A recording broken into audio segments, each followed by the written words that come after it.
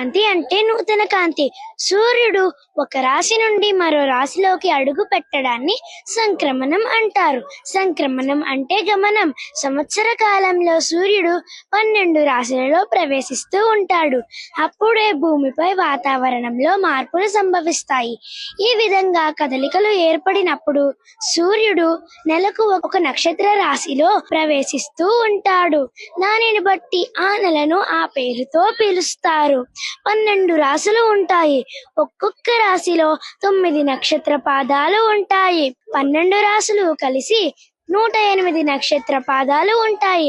రాశి నక్షత్ర సమూహాలను ఊహారేఖతో కలిపి ఆ ఆకార పోలికను అనుకరించి ఋషుల చేత నిర్ణయించబడినవే మేషం నుండి మీనం వరకు రాశులు.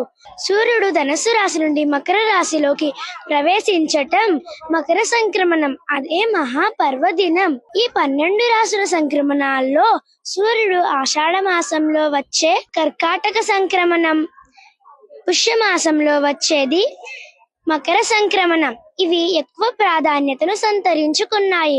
మన పూర్వీకులు సూర్యుడి సంచారాన్ని 2 భాగాలుగా విభజించారు. సూర్యుడు భూమధ్య రేఖకు ఉత్తర దిశగా ఉన్నట్లు కనిపించినప్పుడు ఉత్తరాయణం అని, దక్షిణ దిశగా ఉన్నట్లు కనిపించినప్పుడు దక్షిణాయనం అని అంటారు. ఈ చంద్రమాన సంవత్సరంలో 6 నెలలు దేవతలకు పగలు, మిగిలిన 6 నెలలు దేవతలకు రాత్రిగా పరిగణించారు. అందుకే సంవత్సరాన్ని 2 ఆయానములుగా విభజించారు.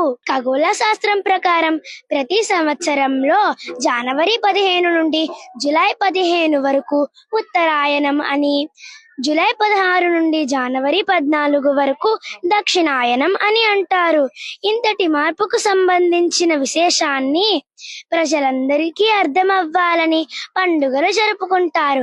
చంద్రమాన సంవత్సరం సౌరమాన సంవత్సరం కంటే 30 రోజులు వెనకబడుతుంది. ఈ 30 రోజులు సవరించి చంద్రమాన సంవత్సరాన్ని సౌర సంవత్సరంతో సమానం చేసేందుకు ఆ సంవత్సరంలో ఒక నెలను అధికంగా కలుపుతారు. ఈ నెలను అధిక మాసం అంటారు. ప్రతి 32 నెలలకు ఈ అధిక మాసం వస్తుంది. ఈ అధిక మాసం వచ్చినప్పుడు శుభకార్యాలకు, ముఖ్యమైన దైవ కార్యాలకు పనికి రాదని నిషేధించారు.